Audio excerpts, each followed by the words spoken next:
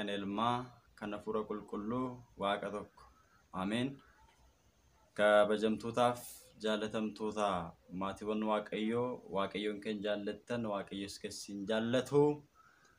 Hordoftoota chaayinaalee gola faarfannaa hundumti keessan bakkaaf lafa jirtanitti nageenyi waaqayyoo araarsummaan giiftii keenya dubaroo maaraam eegumsi ergamootaa kadhannaan qulqullootaa isiniif haa baay'atu isin faana haa ta'u hanga bara baraatti. Ameen. Guyyaa irraa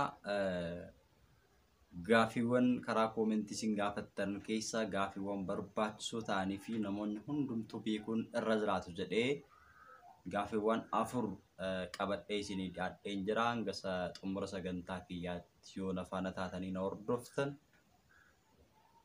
sagalee waaqayyoo kana yoo barattan barnoota guddaa argattu. Subscribe share gochuudhaan akka nu hordoftan isiniin jenna. Kallattiidhumaan gara gaafii keenyaaf deebii keenyatti darbina jechuudha. Gaafiin inni jalqabaa waa'ee waaqeffannaa yookiin immoo namoonni dur karaa adda addaatiin waaqayyoon kan isaan eekkamsiisaa turan keessaa gaafii namni kamuu beekuu qabuu fi of eeggannoo kan nuti taasisuu qabnudha jechuudha. Inni jalqabaa akkas jedha. Namni tokko erga boqoteetiin booda sababa namni sun ittiin boqote beekuudhaaf iccitii namni ittiin boqote sana baruudhaaf akkasuma immoo namni sun qofti kan inni beeku iccitii namni boqote sun qofti beeku baruudhaaf gara mana ekeraa dubbistuu deemanii nama boqote sana wajjin haasofna jedhu. Ergammoo achi deebi'anii booddee immoo karaa nama boqotee sana na dubbisee wajjiniin haasa'een ture jedhanii yommuu namoonni dubbatan ni dhageenya. Namni hin beekne iccitii dhokataa sana dhaga'anii dhufu kun akka mana amantaa keenyatti akkamitti ilaalama? Dhuguma ekeraa dubbistuun ni jiraayi. Akkasuma immoo dhuguma ekeraan nama boqotee sun nama dubbistii gaafii jedhudha jechuudha. Gaafii kana gaafa laallu namoonni baay'een sababa barnoota dhabuu isaaniitiin sababa hubannoo dhabuu isaaniitiin namoonni baay'een miidhamaniiru. Namoonni baay'een gochaa waaqayyoon hin jaallanne raawwachuudhaan waaqayyoonis gaddisiisanii lubbuu isaaniitiinis boqonnaa dhabaniiru. Foon isaaniitiinis tasgabbii kan dhaban hedduu isaaniitu jiru jechuudha. Kanaaf akka jireenya hawaasummaa keessatti yoo laalle dur haalli akkanaa kun bal'inaatiin iddoowwan garaagaraatti biyyoota garaagaraatti waan baramaa ta'edha. Ammas waan dhabamu miti. Namoonni akkaataa kanaan deeman gaafa namni boqote gaafa namni du'e iccitii namni sun ittiin boqote baruudhaaf akkasuma immoo waan namni sun qofti beeku wanta inni ol kaa'ee namootatti illee osoo hin himin inni boqote maatii isaadhaaf illee ni fuuna jedhanii kan isaan deemanii gara ekeraa dubbistuu yookiin mana qaallitti yookiin mana qaallichaa deemanii gochaa akkanaa kana ni raawwatu ni gaafatu jechuudha. Akka macaafa qulqulluutti gochaan kun kan balaaleffatamu waaqayyoon kan hin jaallanne seera waaqayyoo keessa kan hin jirre hojii hafuura hamaadhaan gaggeeffamu hojii hafuurri hamaan bu'uureesse ta'uusaa macaafni qulqulluun sirriitti nutti ni hima jechuudha. Egaatii gara macaafa qulqulluutti osoo hin dhufin dursa wanti kun jira moo hin jiru kan jedhuuf ni jira. Hawaasa keessa iddoo garaagaraatti ni jira. Hawaasni haala kanaan itti amanee waan garaagaraa yommuu raawwatu ni dhaga'ama. Egaatii gochaan kun gochaa waaqni hin jaallanne gochaa hamaadha jechuudha. Kana gaafa jennu namni tokko erga boqoteen booddee maal ta'a gaafii jedhu kaasuun barbaachisaadha. Namni tokko yoo boqotee yoo hojii gaarummaa qabaate macaafni qulqulluun akka nutti himutti gara gannataatti kan inni galu iddoo boqonnaa bara baraattidha kan inni galu. Iddoo boqonnaa bara baraatti galeera jechuun immoo lubbuunsaa harka waaqayyoo keessa jirti, harka waaqayyoo jala jirti. Lubbuu harka waaqayyoo jala jirtu kana eenyumtiyyuu dubbisuu hin danda'u, eenyumtiyyuus tuquus miidhuus hin danda'u. Kanaaf lubbuun harka waaqayyo keessa jirtu fakkeenyaaf lubbuu qulqullootaa keessaa fudhachuu dandeenya. Abrahaamin fudhachuu dandeenya. Gaafa namtichi sooressi Nawee jedhamu sun du'ee gara Siyoolitti galu hojii hamaa hojjechuudhaan Siyoolii keessaatii gara gannataatti sagaleessee Abrahaamin akka waamee dubbata macaafni qulqulluun jechuudha. Wangeela Luqaas boqonnaa 16 kaasanii gaafa dubbistan. Gaafa kana maaloo hojii hamaa hojjechuu kiyyaan waan waaqayyoon irraa hin jaallanne biyya lafaarratti dabarsuu kiyyaan amma immoo boqonnaa dhabee gara Siyoolitti galee Siyoolii keessa hin jira. Kanaafiyyuu immoo daqiiqaa muraasaaf kan na boqochiisuu danda'u Alaazaaritti bishaan xiqqoo shinaa ergiitii arraba kun itti injifadha jedhee baay'isee isa kadhateera jechuudha. Lubbuun kun kan ishiin teessee kadhachaa jirtu Siyoolii keessadha. Kan kadhatamaa jiru immoo gannata keessa hojii gaarummaa kan hojjechaa ture Abrahaam.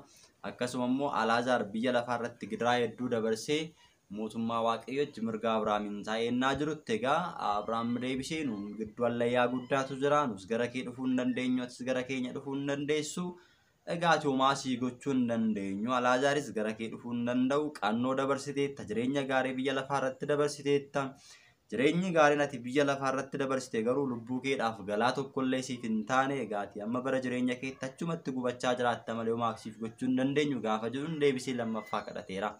Maayidee kadhate ani egaati hojii hamaa hojjechuu kiyyaan, hojii waaqayyoon hin jaallanne raawwachuu kiyyaan murtiin natti murteeffamee Siyoolii keessa akka hin jiraadhu fi gubaatti akka hin jiraadhu kan taasifame obboloota 5 biyya lafaarraa qaba.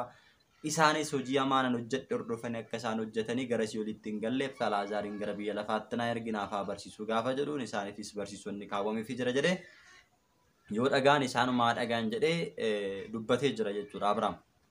Kanaaf as keessatti gaafa laallu lubbuun hojii gaarii hojjette gara gannataa, lubbuun hojii hamaa hojjette immoo gara Siyoolitti kan ishiin seentu. Kanaafuu warreen hojii hamaa hojjetan irratti diinni egaa gannata kan tootu waaqayyoodha. Harka waaqayyo jala jira. Harka waaqayyo jala eenyumtiyyuu tuquus hin danda'u. Lubbuu Siyoolii keessa jirtu immoo hoogganaan Siyoolii yookiin immoo iddoo ibiddaa sana Daabiloosidha. Daabiloos immoo akka barbaade gochuu danda'a.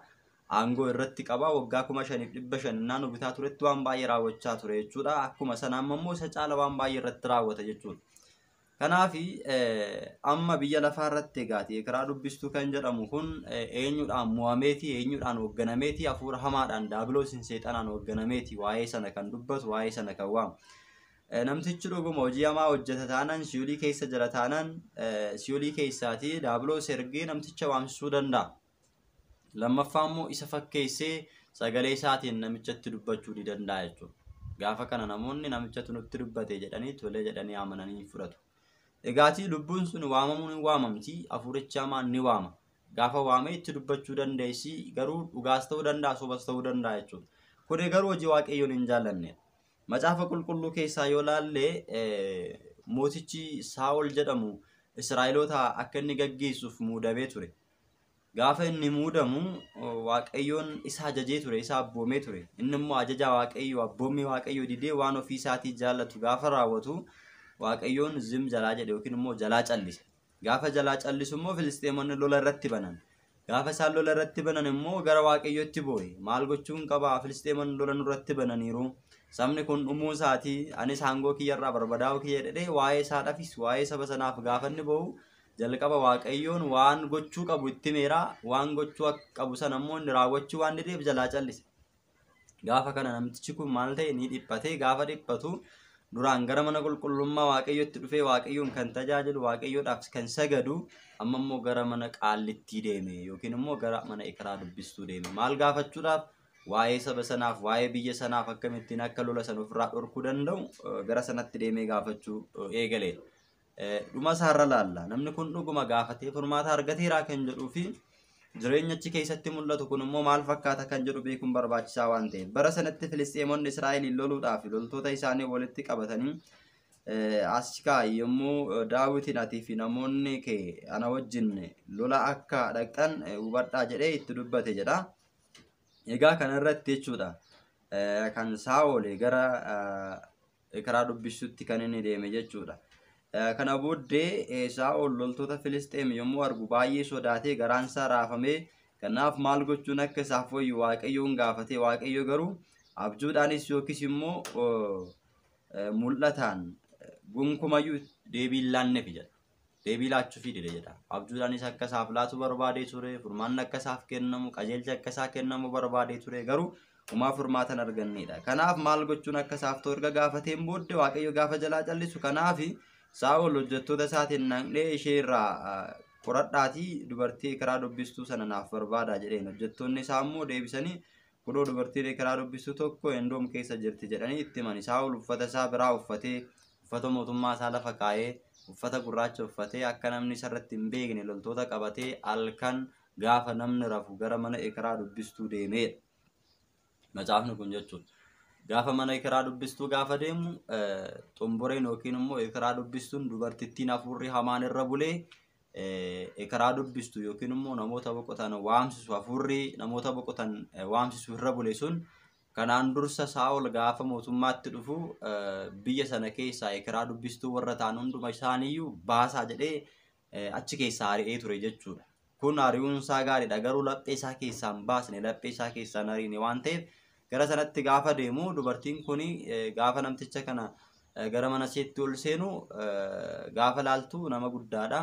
Garuu uffata gaddaa uffatee jira, uffata gurraacha uffatee jira, hin mul'atu dukkana, eenyummaa isaa baruu hin dandeenye. Kanarraa kan ka'e gara mana kiyyaatti maaliidhaaf seentu? Kanaan dura Saa'ol namni jedhamu mootichi Israa'el karaa dubbistuu warra ta'an warra qaalluudhaan hojjetan hafuura hamaadhaan warra hojjetan jedhee biyya sana keessaa nu ari'ee ture. Dubbii kana yoo inni dhaga'e immoo anaan najjiisa waan ta'eef nurraa deemaa ittiin ilaala. Utoo dhugaa ta'e namoonni sodaattu turte qaallittiin kun yookiin immoo karaa dubbistuun kun dhuguma waaqa jedhaniiti namoonni akkaataa kanaan kan itti amanan. Utoo dhuguma ta'e kanan sodaattu garuu mataa isaati jechuudha ofiisaa waan ta'eef inni sin tuqu kanaafiyyuu rakkoon hin jiru rakkoon sirra ga'u hin jiru anatti itti gaafatama jedhee Saa'ol isheetti dubbate jechuudha. Gaafa kana isheen hafuuricha waamte gaafa hafuuricha waamtu hafuurichi suni akka mataa isaa Saa'ol ta'e ishitti hime jechuudha dubartittiitti. Ati Saa'ol miti maaliidhaaf na goyyomsiteettee deebitee gaafatte hafuurichaan gaggeeffamte jechuudha. Gaafa kana sirriidha rakkadheen dhufe waan ta'eef rakkoo kiyyaaf na gargaarii jedhee Saa'ol itti dubbate. Amma maal siif godhannaan Saamu'eeliin naa waami jedhee itti dubbate jechuudha. Saamu'eel jechuun immoo luba mana qulqullummaa Waaqayyoo ture. Inni immoo hojii gaarummaa hojjechaa ture. Hin boqotee erga inni boqoteen booddee Saa'ol gara aangootti dhufe jechuudha. Kanarraa kan ka'e Saamu'eeliin dubartiin kun hin waamte. Ilaala lubbuu ekeraan kun jechuudha hin waamte. Gaafa waamtu Saamu'eel dhufee baay'ee dheekkame ilaala. Gaafa kana maal argaa jirtannaan nama qoloo yookiin immoo uffata dheeraa uffatee gara samiitti ol ba'u jaarsa areeda jetteeni ani immoo isayyuu arguu kiyyaan immoo sodaadheera jetteen ilaala. Ekeraan suniyyuu hafuurri hamaan suniyyuu eenyuun sodaatte deebite Saamu'eeliin sodaatte nama Waaqayyo sana ilaala. Gaafa kana akka inni itti dubbadhuuf na waami jedheeni kanaan booddee Saamu'eel ati hojii Waaqayyo isa sitti kenne hojjechuu dhiistee bakka inni itti waamamuu qabutti na waamuu dhiistee bakka hin taanetti na waamtetta. Dabalata immoo Waaqayyoon erga si jalaa callise ani maalan siif godhaa. Kanaafuu hojii hamaa ati hojjettuutiin atis ni duuta. Akkasuma immoo warreen garee kee ta'an maatiin kee hundillee ni du'u jedhee Saa'ol akka du'uu fi maatiin isaa biyyi sunillee nagaa akka ishiin arganne itti hime jechuudha laala. Kana jechuun egaa Waaqayyoon kadhachuun kan barbaachisu laphee qulqulluun gara mana Waaqayyootti deemaniiti malee malee karaa dubbistuu deemanii miti. Ati garuu hojii Waaqayyo siif kenne dhiistee waa Waaqayyo si abboome dhiistee hojii Waaqayyo sirraan jaallanne raawwachuu keetiin hin duuta jedhee du'a itti murteesse. Kanaafuu akkuma warreen du'an waamsistu sana karaa dubbistuun suni namtichis akka du'u itti murtaa'e jechuudha. Kanaafuu hafuurri hamaan kun hafuurri qaalluu kun hafuura du'aati malee hafuura jireenyaa miti. Kanaaf waan akkanaa sirriidha. Naannoo keessatti biyya keessatti ni jira. Wanti kun immoo hojii Waaqayyo irraa kan fagaate macaafni qulqulluun kan mormu Saa'ol illee duuti otoo itti murteeffamin mataasaa mana karaa dubbistuu deemuu isaatiin ofirratti murteesseera laala. Mana karaa dubbistuu deemuu isaatiin bakka Waaqayyo hin jaallanne deemuu isaatiin duuni akka irratti ofirratti murteessise ofumaa isaati. Kanaafiyyuu waan akkasii raawwachuun du'a bara baraa nama ofirratti murteessuudha. Akkuma Saa'ol du'a ofirratti murteesse iddoo sana deeme namoonni baay'eenis egaa lubbuu isaaniitiinis jireenya isaaniitiin du'a ofirratti murteessaa kan jiran baay'ee isaanii waan jiruuf kaleessa maatiin keessan yookiin immoo namoonni otoo hin baratiin beekuu dadhabuudhaan waaqa tolfamaa kanaaf hojjetanii akkaataa kanaan kana raawwachaa turan. Har'a immoo nuti erga sagalee Waaqayyoo dhageenye macaafni qulqulluun hin deeggaru waan Waaqayyoon hin jaallanne immoo dhiisne irraa fagaanne waan isaan raawwatan sana duukaa bu'uu dhiisutu nurra jiraata malee waan akkana afaan hordofnee gaafii akka kanaatiif cinqamuun nurra hin jiraatu jechuudha. Gara gaafii lammaffaatti deebina. Ani gaa'ela koo aareffachuu nan danda'a gaafii jedhudha. Gaafii lammaffaan hin danda'ama. Namni tokko gaa'ela isaa karaa biyya lafaatiin gaggeeffachuu danda'a. Yookiin immoo osuma gaa'ela hin gaggeeffatiin namoonni callisanii wal fudhatanii manatti waliin galan jiraachuu danda'u. Eegaatiin gaa'ela isaa namni aareffachuu barbaade aareffachuu hin danda'a. Gara mana qulqullummaa Waaqayyoo deemee abbaa gaabbii isaa wajjin mari'atee gaabbii galee namoonni lamaan jechuudha abbaa manaa fi haadha manaa ta'anii kan wajjin jiraatan kun gaa'ela isaanii aareffachuudhaaf gaabbii galanii qannoonaa fudhatanii sagadaan soomiidhaan erga murtaa'aniitiin booddee karaa mana qulqullummaatiin qurbaanan gaa'ela isaanii deebisanii aareffachuu ni danda'u. Gaafii lammaffaa irratti kaasee obboleettiin keenya qubeellaa jechuun maal jechuudha gaafii jedhus kaasetti qubeellaa jechuun egaatii waan geengoo ta'edha. Qubeellaan kun maaliif barbaachise akka mana amantaa keenyatti yoo jennee ilaalle qubeellaan geengoodha. Geengoon kun immoo homaa hin qabu. Qubeellaan kun egaatii warqii irraallee hojjetama. Sababiin inni warqii irraa hojjetamu warqiin qulqulluudha. Ibidda sana keessa qormaata hedduu keessa darbee qulqullaa'ee dhufe gaa'ellis immoo qulqulluudha jedhama. Macaafni qulqulluun iddoon ciisichaas gaa'elli eebbifamaadha. Iddoon gaa'elaa iddoon ciisichaas qulqulluudha hin xureessinaadha. Kanaaf gaa'elli qulqulluu akkuma ta'e qubeellaan sun warqii qulqulluu irraa akkuma hojjetame gaa'elli qulqulluu ta'uu isaa ibsuudhaa fi geengoo ta'uun isaa immoo jireenyi gaa'elaa dhaabbataa kan hin taane kan itti fufu ta'uu isaati. Kana gaafa jennu namni tokko gaafa gaa'ela gaggeeffatu mucaan abbaa isaa kan yaada isaa hin dhiisaa haadha manaa isaatti maxxanaa lamaan isaanii foon tokko ta'u jedhee gaafa dubbatu jireenya isaanii guutuu haadha manaa isaa faana maxxanee kan jiraatu jireenya isaa guutuu jireenya gaa'elaatiin qabamee gaa'elli sun immoo yeroodhaaf osoo hin taane kan itti fufu akkuma Daawit abbaan keenya umuriin namaa 70 yoo baay'eeti 80 kanarra yoo darbe dadhabbiidha akkuma jedhu egaatii akka mana amantaa keenyattis akka biyya lafaatti samaanaan ni mallatteeffama gaafa gaa'elli raawwatamu. Samaanaa jechuun umurii isaa sana jechuudha. Umurii keenya mallatteessina hanga umurii kiyya waggaa 80tti si faanan jiraadha sirraa addaan hin bahu siin ala nama biraan barbaadu sinaan ala nama biraan barbaadu jedhanii gaa'ela kana akkaataa kanaan akkuma waliin gaggeeffatan qubeellaan sun immoo gidduutti qaalqidaanii isaaniidha waadaa isaaniidha. Namni qubeelaa kaawwatee gaa'ela qabaachuusaa kan ibsu mallattoo gaa'ela qabaachuusaa kan ibsu. Namni qubeellaa hin qabne immoo kan gaa'ela hin qabne jedhee callisee jiraatu ta'uusaa hawaasa keessattis akka mana amantaa keenyattis barama. Kanaaf qubeellaan geengoo akkuma ta'e jireenya gaa'elaa kan itti fufu ta'uusaa kan addaan hin cinne.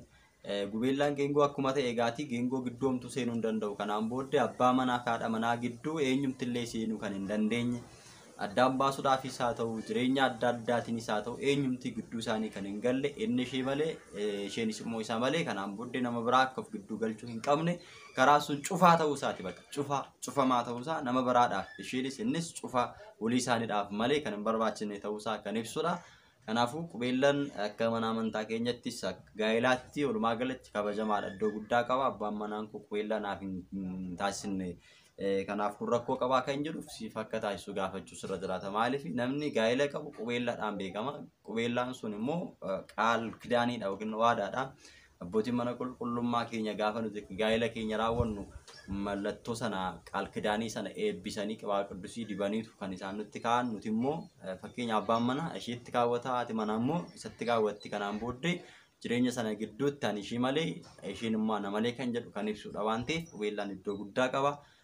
Gaa'ela ofii kabajuudhaafis qubeellaan masarata yookiin hundeedha jedhanii abbooliin keenya akkuma dubbatan. Kanaaf barbaachisaa waan ta'eef iyyuu waliif taasisuun barbaachisaadha jechuudha.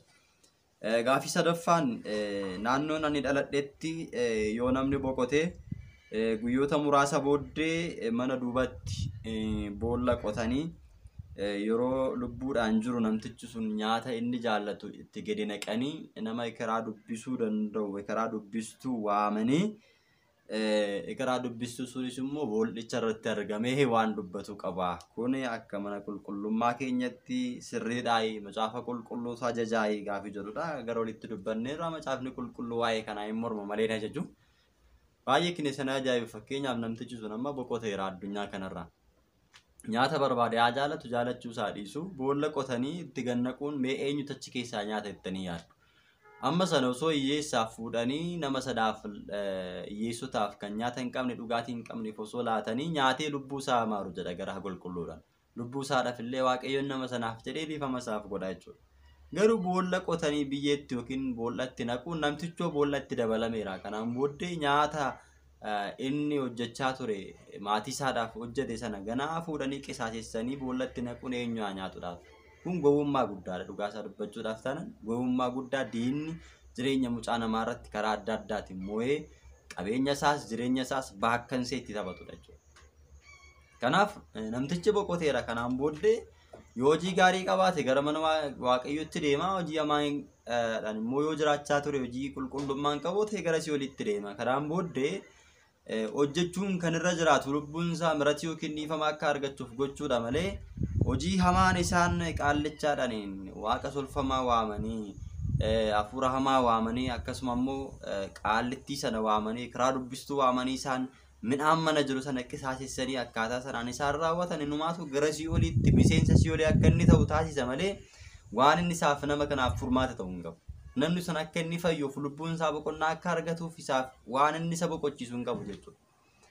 Kana jechuun midhaan sana fuudhanii gadi naquun eenyuun nyaataa daabiloostu nyaata isaarraallee erga inni du'een booddeellee ammas irraa qooddachaa jirti jechuudha. Maatiin isaallee akka ittiin fayyadamne.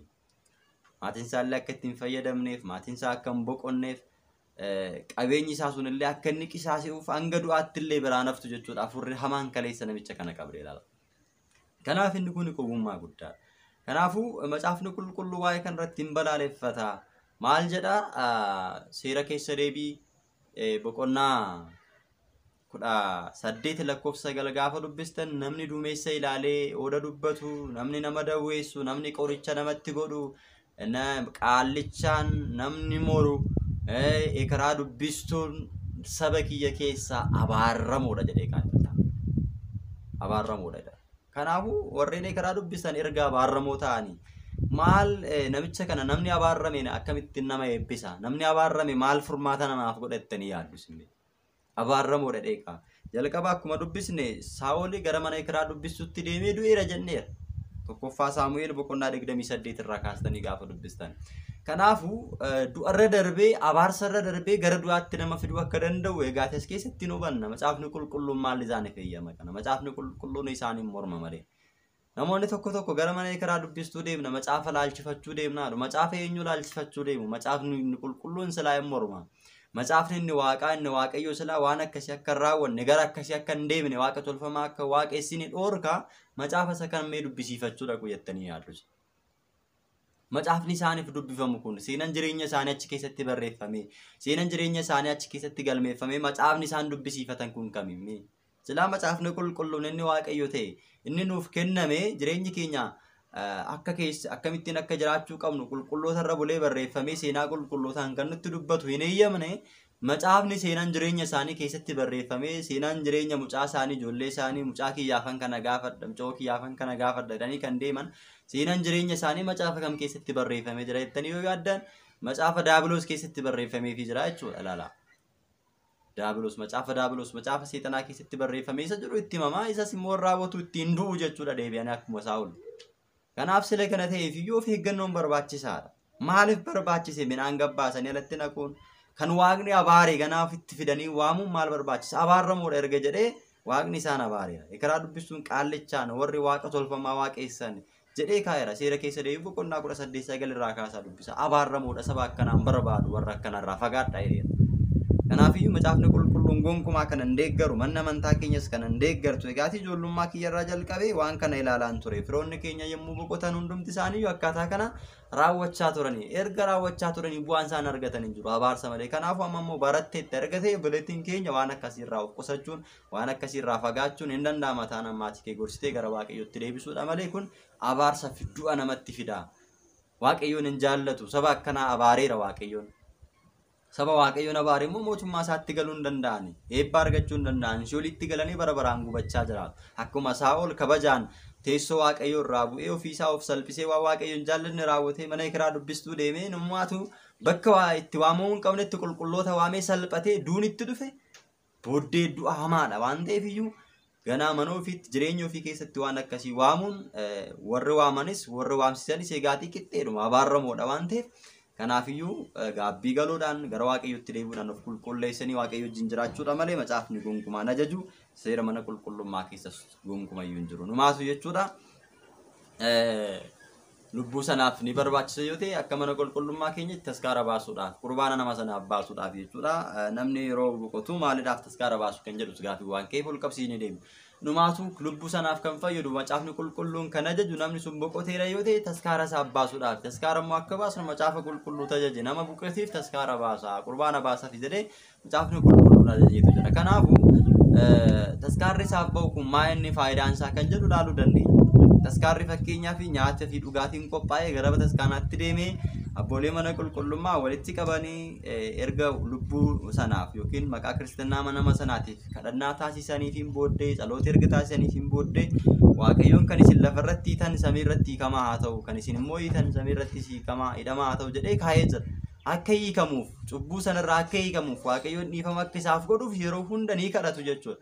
Erga kadhataniitiin booddee namoonni naannoo sana jiran hundumti isaanii walitti qabamanii hiyyeessotiin walitti qabamanii hiyyeessota sanaaf nyaanni sun erga eebbifamee kadhannaan nama sanaaf taasifameen booddee hiyyeessota sanaaf maal ta'a nyaanni sun hin qoqqoodamaaf jechuudha. Qurbaana jechuun isa kanadha. Warreen sooressota walitti qabanii nyaachisuu yookiin immoo quubsuu miti. Yeroo tokko maqaan taane mana qulqullummaa keenya keessa warra jiraniif lubootaaf maqaan taane diinni ala dhaabbatee maxxansa jechuudha. Kan ofiisaa isa abaaramaa ta'e gaafa hojjetu eenyumtuyyuu hin dubbanne isa qulqullummaa immoo ala dhaabbatee namoota irra bulee ceeggaa jechuudha. Taskaara qeessotaa jedhanii yookiin immoo qeessota taskaara nyaatu zakkii jedhanii waan garaa garaa moggaasu miti. Abbooliin keenya waan nyaatan dhabanii miti yookiin immoo waan dhugan dhabanii miti. Eenyumtuyyuu mana isaatti kabaja qaba. Garuu seerri kun seera waaqayyo waan ta'eef raawwatu. Waa'ee lubbuu sanaaf hojii qulqullummaaf raawwatu. Maal raawwatu? Waa'ee lubbuu sanaaf ni kadhatu. Nyaanni sun erga walitti qabameen booddee in eebbifama. Hiyyeessota walitti qabanii nyaachisu. Kanaan booddee hiyyeessonni erga nyaataniin booddee lubbuu haa hamaaru jedhu bakka. Namoonni nyaata sana qammasan hundumtuyyuu lubbuu isaa haa hamaaru, lubbuu ishee haa hamaaru jedhanii waa'ee nama sanaadhaaf ni kadhatu jedha laala. Kanaaf gaafa sana gaafa taskaarri sun qophaa'u maa inni faayidaan isaa yoo jenne namni sun fakkeenyaaf gaafa boqotu lubbuu isaa gaafa sana gaafa taskaarri sun taasifamuuf yaadannoo sun gaafa isaaf taasifamu lubbuu sana ergamoonni waaqayyo fidanii ni dhufu jedha. Ija namaatiin ija foonitiin hin mul'atu malee. Ilaali maatiin kee waan isaan siif qopheessan firoonni kee waan siif qopheessan laale jedhanii lubbuu sana hin fidudha. Egaatii lubbuun suni gaafa sana nyaanni isaaniif qophaa'ee nyaanni qophaa'ee sun nyaatanii namoonni nyaatanii hiyyeessonni nyaatanii gaafa nyaataniin booddee lubbuu hamaaru gaafa jedhan lubbuun sun maal taati cubbuun isheen hojjettellee irraa hir'achaa deema gammadaa deemti jedha laala. Yoommoo taskaarri sun hin baaneef immoo ergamoonni waaqayyo fidanii gaafa dhufan umtuu hin jiru yoo ta'e hiyyeessonni nyaatanii lubbuu kee hamaaru lubbuu nama ganaa hamaaru jedhanii kadhannaan hin taasifamneef yoo ta'e yaadannoodha waan ta'eef sababiin isaa yaadannoon qulqullootaa bara baraan hin yaadatama jedhee macaafa qulqulluu keessatti barreeffameera. Yaadannoo sun qaal kidaanis sun hin kadhatti waan ta'eef. Kanaaf yaadannoo sun dirqama yaadannoo sanaaf ergamoonni waaqayyo waan fidanii dhufaniif namni suni umtuu isaaf hin dhiyaanne yoo ta'e ergamoonni waaqayyo gaafa inni awwaallamu yookiin gaafa isheen awwaallamtu imimmaan namootaa sana walitti qocanii kana sii qopheessan jedhanii itti agarsiisudha. Gaafa sana lubbuun sun bu'aa hirqaa gara iddoo dhufteetti deebiti jedha laala. Kanaafuu lubbuu sana gammachiisuudhaaf lubbuun sun boqonnaa akka argattuuf gara mootummaa waaqayyotti akka galtuuf jecha abbootiin keenya seera macaafa qulqulluudhaan baafame taskaara baasanii hojii qulqullummaa kana raawwatanii hiyyeessota nyaachu. Sababiin isaayyuu macaafa qulqulluu irratti beeleen ture na nyaachistanii dheebodheen ture na obaastanii tuqullaa koon ture na tuffistanii inni jedhu isa kanadha. Gaafii sana waan gaafatu gaafii sana jalaatii lubbuun kun deebii akka argattuuf jecha yeroo lafa hin jirretti illee waan gaarii hojjechuu baatte lubbuun kun maqaa lubbuu sanaatiin qabeenya nama sanaa keessaatii bahee qabeenya maatii sanaa keessaa bahee lubbuu kanaaf hojiin gaarummaa ni hojjetame jechuudha. Hojii gaarummaa hojjetamu kanaaf beeleen ture na nyaachistee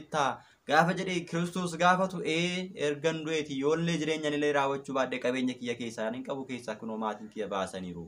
Lubbuu kanaaf kunoo jedhanii lubbuun sun immoo gaafa sana isaaniif ragaadha. Namni kun nu nyaachiseera. Lubbuu maqaa lubbuu kanaatiin nyaanne irra dhugne irradhanii ragaa ta'uuf jechuudha ilaala. Kanaafuu hojii gaarummaa akka sanaa hojjechuudha namaaf waan gaarii raawwachuudha malee boollatti gannaquun karaa dubbistuu bira deemuun du'atti nama fida abaarramuudha abaarsatti nama fida jedhee kaa'ee jira waan ta'eef egaa nuti dhaloonni ammaa sagalee waaqayyo erga baranne waa hunda erga hubanne of eeggannoo gochuun nurra jiraata. Saba kana barsiisnee gara waaqayyotti deebisuudha malee ofii keenyas waan isaan gochaa turan sana hordofnee isaan duukaa buuna taanaan akkuma isaan abaaraman sana abaarramtoota taana. Abaarsa jalaa bahuudhaaf immoo dheekkamsa jalaa bahuudhaaf immoo Kiristoos akkuma fannoorra oolee dhiiga isaa qulqulluu dhangalaasee nu jaallate wal jaallachuudhaan hojii gaarii hojjechuudhaan waan waaqayyoon raawwadhaa nuun jedhe raawwanne waan waaqayyo dhiisaa nuun jedhe irraa fagaannee dhiisnee eebbifamuudha malee kaleessa akkana raawwatu jennee isaan duukaa buuna yoo ta'e hojii hamaa miti. Ijoolleen abbaarraa kan dhaalte hojii gaarummaadha kan dhaallama waan ta'eef hojii hamuun maatiin keenya osoo hin beekin baratiin raawwatan dhiisnee hojii gaarii irraa dhaaluu qabna. Hojii gaarii yoo qabaatan hin qaban yoo ta'e immoo warreen hojii gaarii nutti agarsiisuu danda'an duukaa bu'uudha. Baggummaan naasaayanaan hojii gaarii eenyutu nu agarsiisa akkuma jedhe macaafa qulqulluu keessatti warreen hojii gaarii hojjetan duukaa bu'uudha. Hojii gaarii kan namatti agarsiisan isa duukaa bu'uudha malee hojii hamaarraa fagaachuun barbaachisaadha.